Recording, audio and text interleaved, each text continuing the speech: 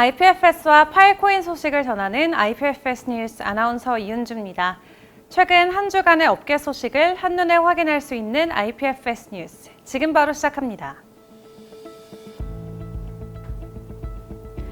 비트코인이 약 한 달 만에 23,000달러 선을 돌파했습니다. 비트코인은 일주일간 무려 21.5%나 상승한 것인데요.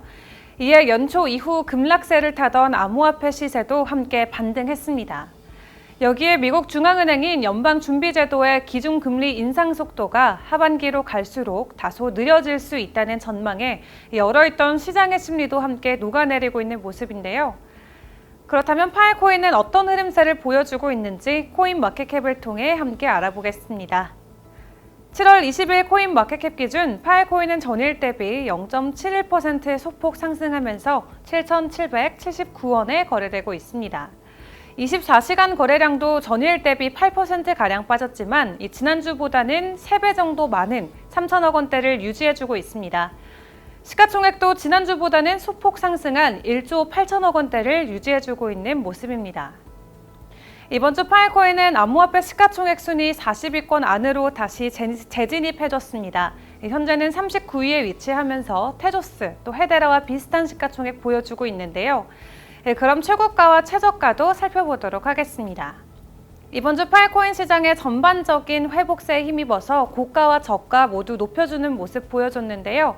이번 주 최고가는 몇 주 만에 다시 8,000원 선을 회복해주면서 8,116원에 거래가 됐고요. 최저가는 지난주보다는 높은 6,756원으로 확인이 됐습니다.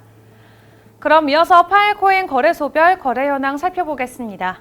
현재 바이낸스에서 가장 많은 파일코인 거래가 이뤄지고 있습니다.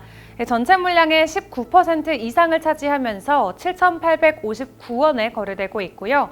이어서 게이트IO가 5.29%의 점유율로 7,857원의 파일코인 거래를 이어가고 있습니다. 국내 거래소 상황도 살펴보겠습니다.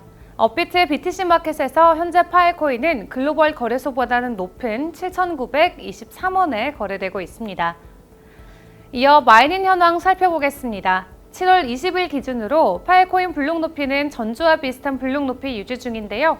현재는 199만 9,233개를 기록 중에 있고요. 파일코인 스토리지 파워는 17.88 엑비바이트를 넘어서면서 견고한 스토리지 용량 보여주고 있습니다.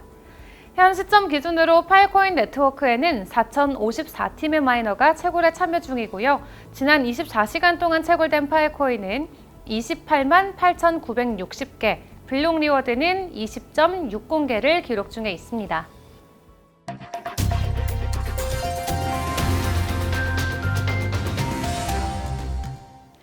한 주간의 업계 소식을 전하는 소식을 부탁해 시간입니다. 첫 번째 소식입니다. 지난 6일 파일코인 네트워크 버전 16 스카이어 업그레이드가 성공적으로 완료됐습니다.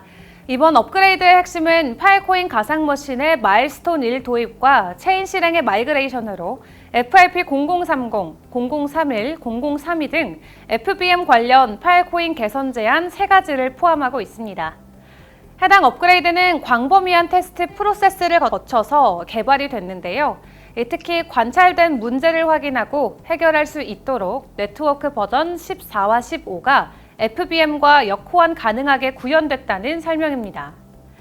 향후 파일코인 네트워크에 EVM 스마트 계약 구축을 제공하기 위한 마일스톤 2.1을 개발해서 추가할 예정입니다. 다음 소식입니다.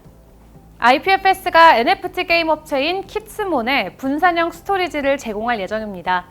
키츠몬은 키츠펫을 모으고 성장시키는 NFT 게임인데요. 키츠몬은 IPFS의 분산형 스토리지를 이용해서 3D 키츠 게임 캐릭터와 같은 NFT 게임 콘텐츠를 호스팅할 계획입니다.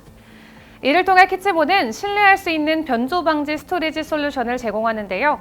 메타데이터가 콘텐츠 주소 지정을 통해 IPFS 네트워크에 저장되므로 이 NFT 게임 콘텐츠를 영원히 보관할 수 있게 된다는 설명입니다. 키츠몬은 NFT 스토리지를 활용할 예정인데요. 이를 통해 IPFS 네트워크의 여러 노드에 의한 안정적인 사용감을 선보일 것으로 보입니다. 마지막 소식입니다. 지난달 파일코인 플러스 공증인 거버넌스 미팅이 진행이 됐습니다. 이번 미팅에서는 파일코인 네트워크 데이터에 대한 현황과 또 미해결 문제 등에 대해 이야기를 나눴는데요.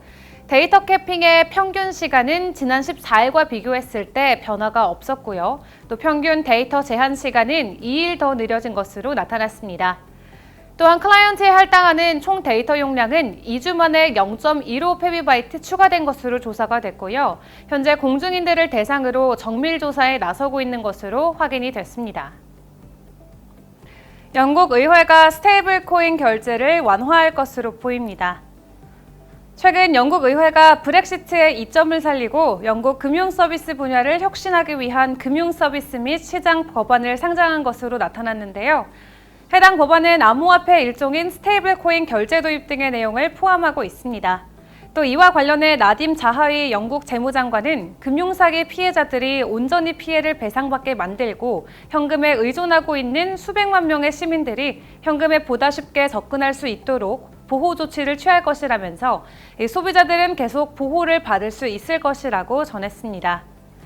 다음 주 IPFS 업계는 또 어떤 소식이 함께할지 기대하며 오늘 준비한 IPFS 뉴스 여기서 마치겠습니다. 시청해주셔서 고맙습니다.